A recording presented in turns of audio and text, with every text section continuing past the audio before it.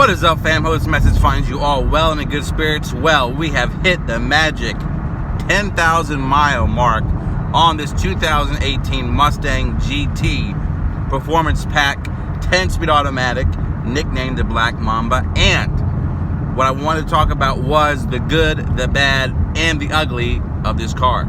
First and foremost, what I want to talk about is the elephant in the room that's happening right now in the 18 and up community is the MT82 transmission issues. I personally have the 10-speed automatic transmission. I haven't had any issues, but as you have seen, and I'll speak to the YouTube community, there's two particular Mustangs I know of, there may be more, LS Eater and Rated R cars who have had issues with their MT82 transmissions. What apparently seems to be the problem is the forks, and the forks were not upgraded for the 2018 Mustang, or they're not beefed up enough, and they're crap in the bed. You know, there's a back order on the transmission, there's a back order on the parts. I'm not sure if Ford's going to actually have a recall about this issue. So I know as much as you guys do right now. Now, if you're considering the 18 and up, I would, because of what I'm seeing, recommend you do, you know, if it's against your soul, please go for the 10-speed automatic. By the grace of God, I have not had any issues. The 10-speed automatic has been great. I mean, I beat on the car, and I've taken to the drag strip before the break-in period. A lot of people like unsubscribe because of that. The thing is, I wanted to put the Mustang through its paces, and I think that I've done that on this channel because being I believe one of the first people on YouTube to have an 18 Mustang GT, I really wanted to see what it was like. And there's a lot of good things too. The transmission issue aside, which I think will be rectified hopefully soon with the manual. The 10-speed automatic is the way to go. Again, if you don't know, this is the same 10-speed that's co-developed with Chevrolet. It's in the Chevrolet Camaro 01. It will be in the new, quote-unquote, fugly designed Camaro. Will have this same 10-speed automatic transmission. It is on another level. The shift points, it just stays in the power band.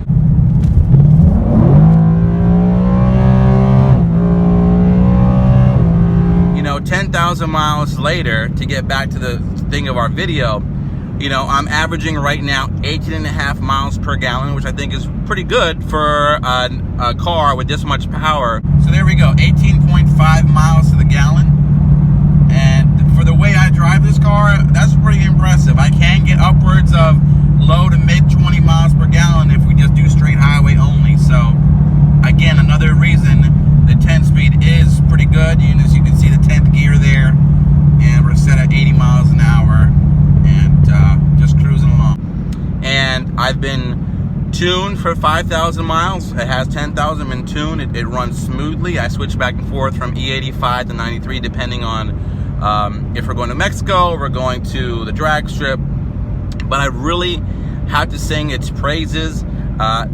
There's no noise, there's no rattles, there's no creaks. The fit and finish, the body panels, the way everything is put together, they really buttoned it up from the 15 through 17. As you can see, one of the things I'm big on is like the panel gaps here. Just very nice fit and finish. The seams are nice. Just to go off that again, this is just an angle that you only see when you are cleaning the car, but you can appreciate all the different angles and nuances of how nicely done it is.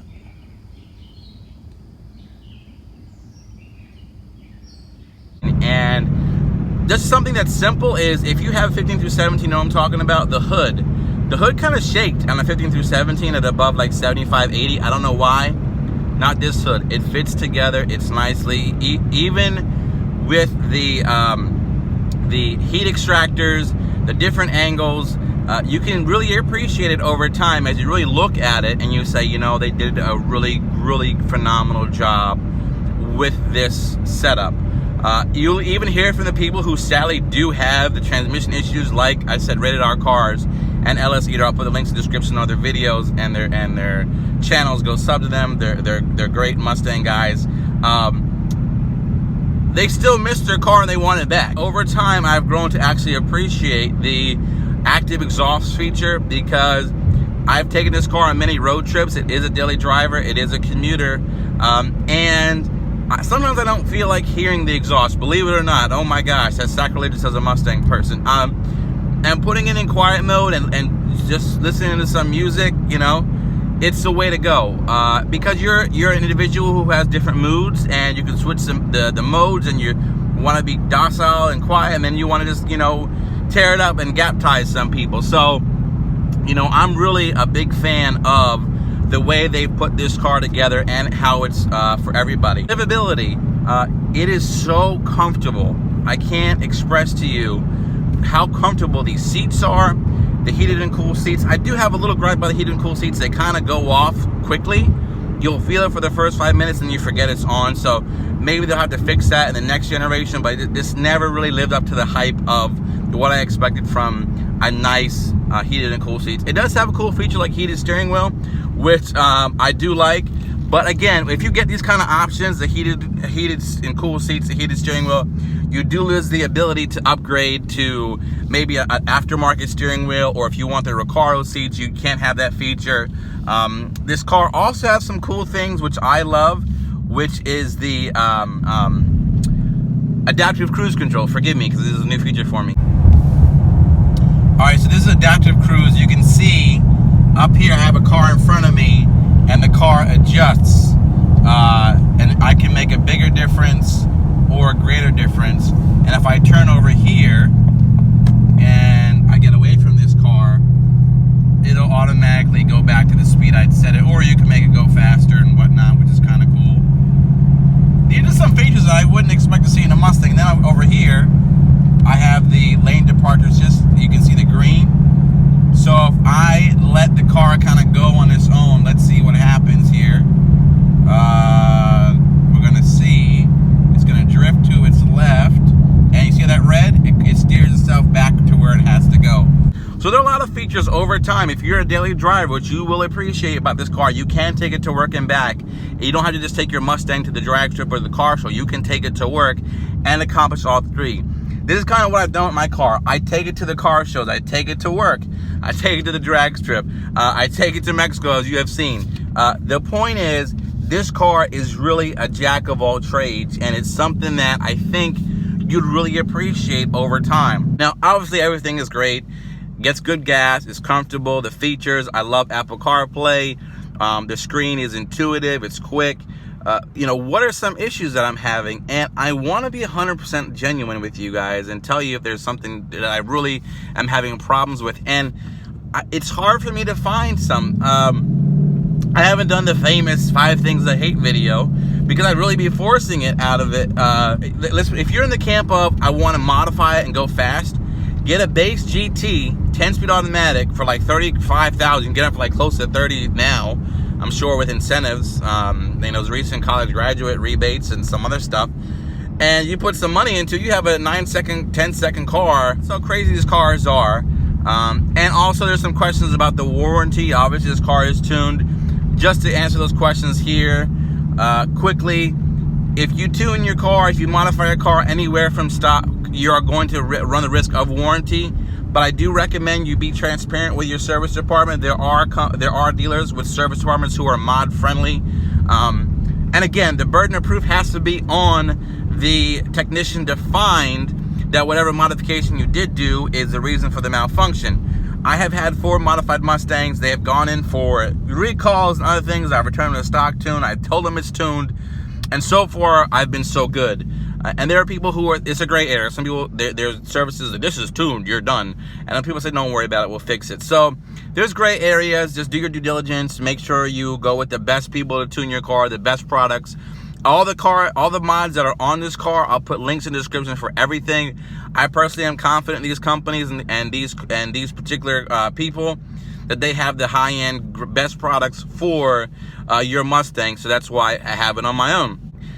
It's that feeling of you park it and you look back and you park it away from everybody and you actually get up and you're excited to jump in it and drive it. And that's the feeling you want from your car. And that's what this does. It gives you not only that experience of being amazingly fast, but it's a visceral experience. It's an experience that you can't replicate. And I have, and bear with me now, I have driven and I've been in the Hellcats, I've been in the Demons, I've been in, you know, the Camaros, and I'm obviously biased because I'm a Mustang fanatic, but this car is, in my opinion, it hits on all the right emotional buttons, as well as the butt dyno, to where you have to go to feel that awesome, you know, this is therapy. This is my therapy.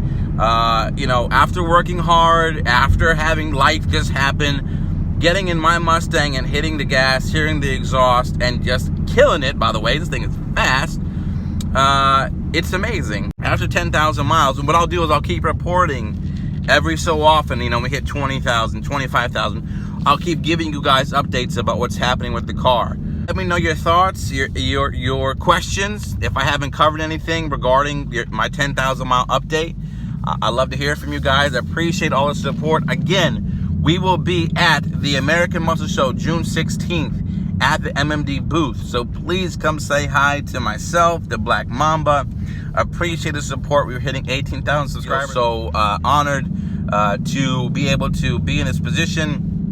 Honestly, it's a little surreal, and it's just awesome because I'm not some guy who just, you know, decided to get a Mustang one day. I'm somebody who eats, sleeps, and breathes Mustangs. You'll see me.